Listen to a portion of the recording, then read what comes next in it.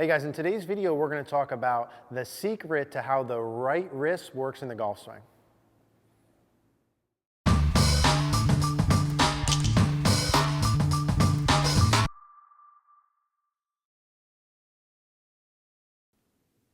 All right, guys, so let's talk about the secret to how the right wrist works in the golf swing. Now, before we get started with this, I do want to let you know that today's video will be a YouTube extended video. If you've seen some of our stuff from before, you know that we do some videos that we call YouTube extended, which means that we're going to talk about a certain topic today. It happens to be the right wrist movement, and we're going to talk about a lot of stuff, but obviously in these videos, I can't fit everything into them.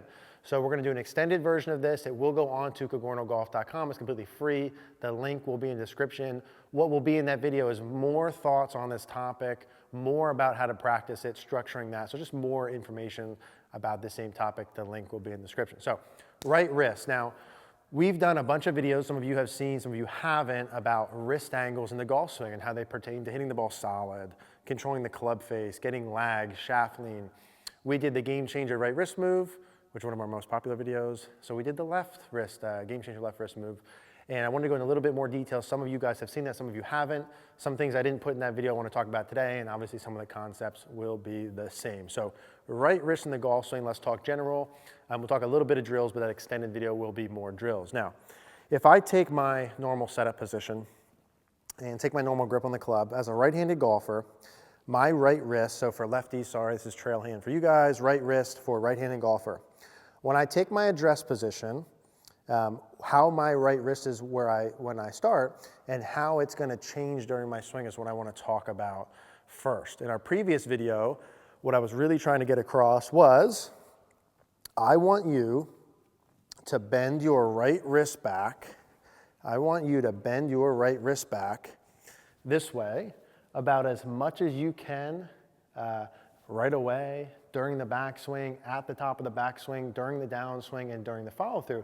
The premise of that video was that, hey, listen, everyone talks about, me included, the importance of a flat left wrist or lead wrist and how that impacts everything. Mainly, it impacts the club face.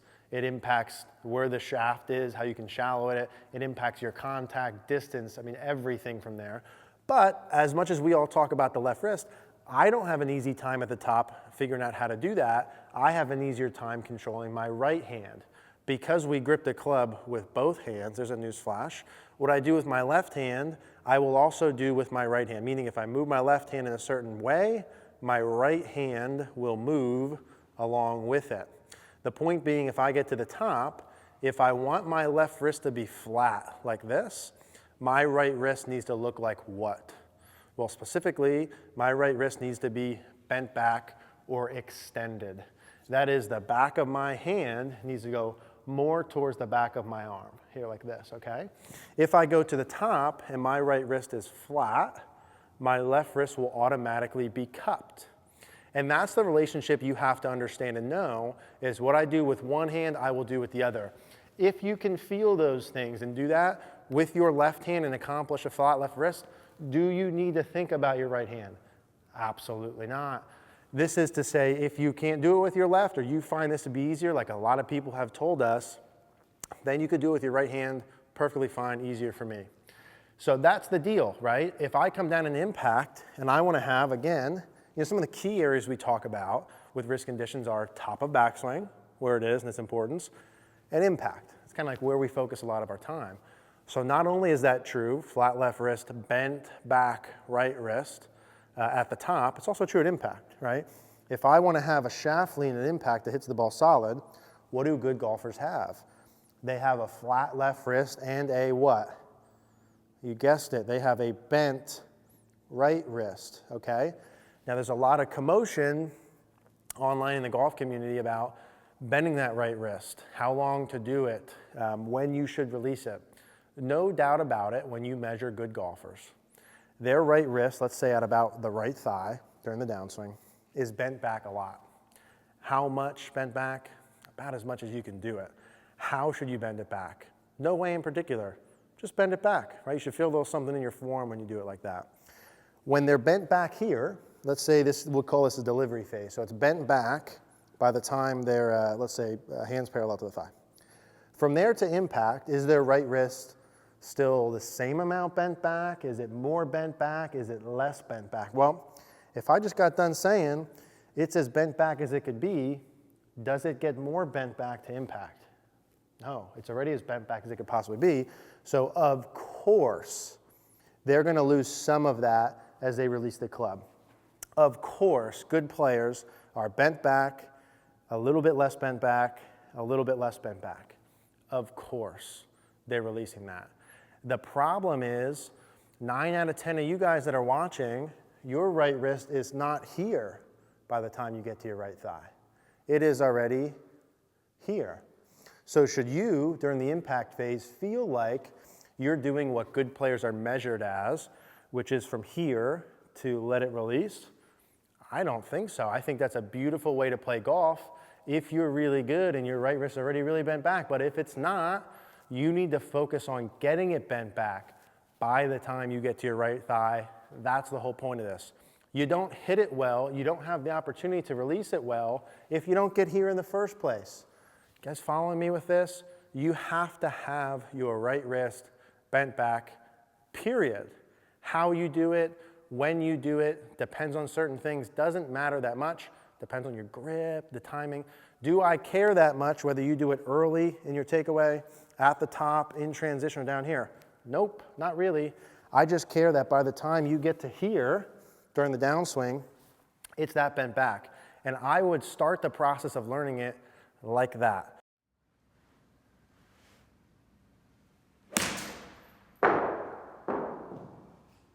What I would do if I were you guys in the beginning is just preset that position and start learning how to hit shots with that. So if I took a normal setup, and I'll get back to what I went on a little, 10-minute tangent there. I'll get back to what I was talking about before. I would, in the beginning, preset this position. What is this position? From face on, my hands are even with my right thigh, my left wrist is flat, my right wrist is bent back, my club face is tilted slightly down. We'll call this a delivery position. Hands are even with the thigh, left wrist flat, right wrist bent back, face slightly tilted down.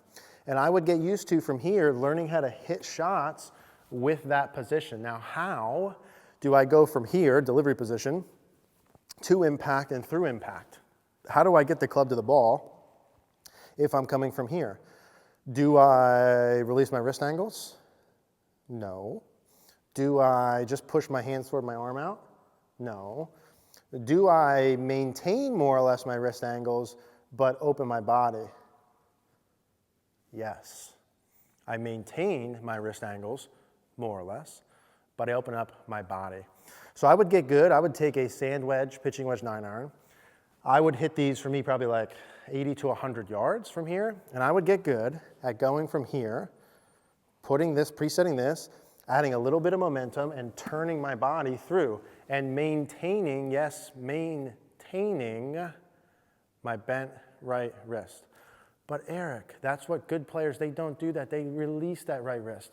You don't deliver it the same way. You need to over-exaggerate how your hands are here to here. It is okay for you to hold that wrist angle forever. So we're gonna go here, we're gonna preset, a little bit of momentum, and then I'm just gonna turn from there. And that's where I would start with and get used to doing that good. Well, Eric, I did that and I hit one or two bad. Do it better. Like, the problem's not doing the wrist angles like that. You're not gonna hit the ball bad because your right wrist was bent back and your left wrist was flat. I mean, think about how crazy that is. Like, you're never gonna hit a ball bad because of that. Maybe you didn't turn well, right? Okay, now you need to start recording yourself and giving yourself feedback. The point is you have to release it like that. Everything else really depends on other stuff. Okay, how much you do or don't do it with grip and such like that. We'll talk about that a little bit more later in the extended version. But I want you to get good from here, position this, a little bit of momentum, maintain that right wrist bent back, and turn as you go with it. That's the beginning part of it. That's as simple as that.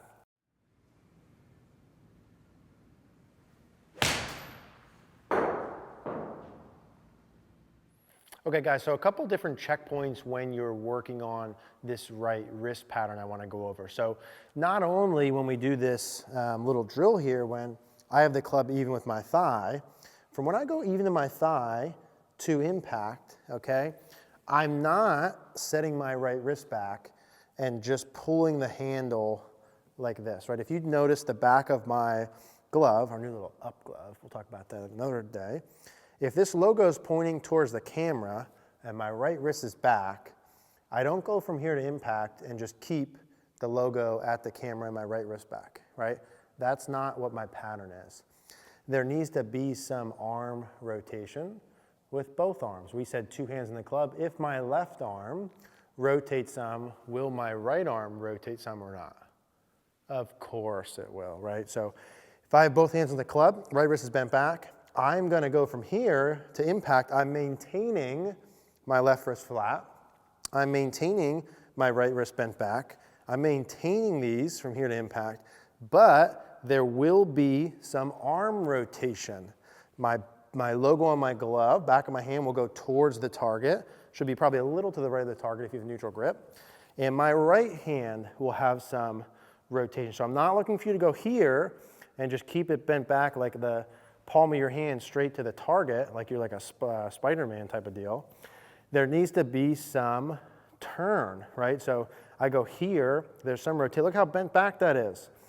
What does that do when I have a club in here like that?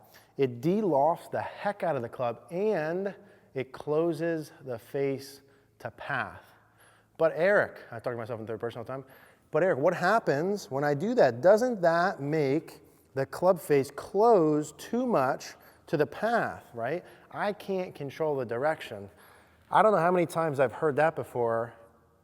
Like, you don't need to be worried about how much the club face closes to the path.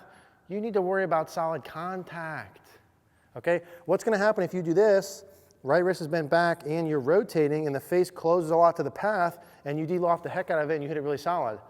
For 90% of you guys, that's excellent. Don't worry about the club face closing to the path. So the point here is this. Right wrist is bent back, it's bent back, it's bent back, all the way into my follow. So watch me do one of these. It's bent back the whole way. And you're gonna hit the ball more solid if you do it right than you've ever hit it before. I don't know if you can hear those, there's a little echo inside, but that's as solid as I can hit it. And it's as solid as I can hit it because I'm compressing it, because I'm taking the dynamic loft down. Do you guys understand that? To hit it solid, to take the dynamic loft down. I do that by changing my right wrist. Here's a flat wrist. Here's a bent forward wrist. What happened to the loft on the club? It goes down. I compress the ball. The point is you must do it. As you do it, let this hand rotate with it. So my knuckles on my hand are going towards the camera. They're going a little bit to the left. A little bit of rotation here of the right arm and maintaining the wrist bend is going to be a beautiful way to do it. Don't worry about the face to path. Worry about the compression.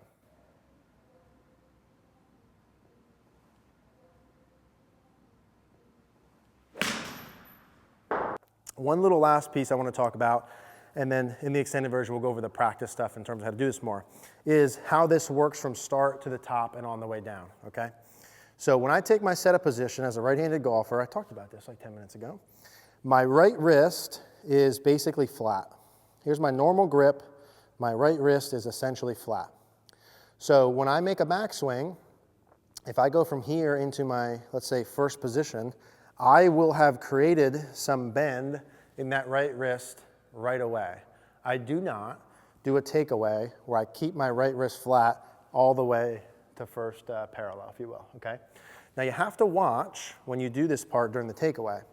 What I'm saying is a normal takeaway, your right wrist goes from flat to some amount of bend by the time you get to first parallel. Most of it is done already.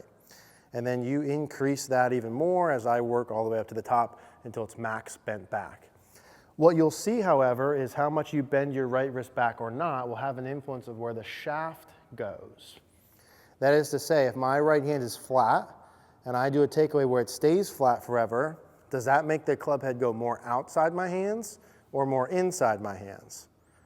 That makes the club go more inside my hands. If I were to do that forever, it's easier to get the club head outside your hands if you bend your right wrist less. Easier to get the club head outside your hands if you bend your right wrist less. Which also means if I come up and I do this and I keep doing it forever, odds are it's easier to get the club head more on an angle going back. It's easier to get the club head more inside the hands if I do nothing else but just bend my right wrist back. I say that just because you have to keep an eye on that, okay? Nothing in golf is foolproof. The secret to the right wrist in this thing is that for you to hit it well at the moment of impact, you have to have your right wrist bent back. I don't care where you do it. Just if you do it early and you get inside, you say, Eric, you said you don't care. Well, no, but yeah, you got to watch it.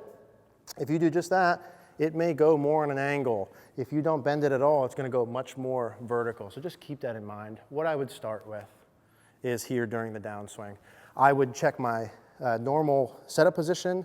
I would look at the top of my backswing, pause it there and say, is my right wrist bent back? Is my left wrist flat? Yes or no? If you look like this, should you fix that? 100% of the time, you should fix that.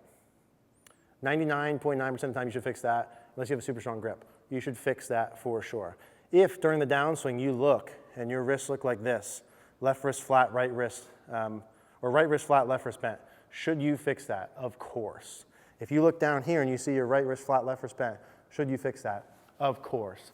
How do you fix it? You should bend your right wrist back more. So you have to monitor that. Now I've got a couple different drills, a couple different aids. We'll talk about how to do that. We're going to do that in the extended version.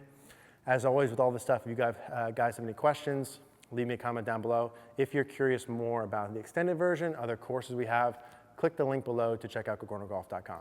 Thank you guys. Hey guys, thanks for watching today's video. If you liked the video, please do me a favor, click the like button, click the notification bell if you haven't. Also, please subscribe. Again, another quick reminder, cogornogolf.com. Our membership site is up and live. The link is in the description. Thank you guys.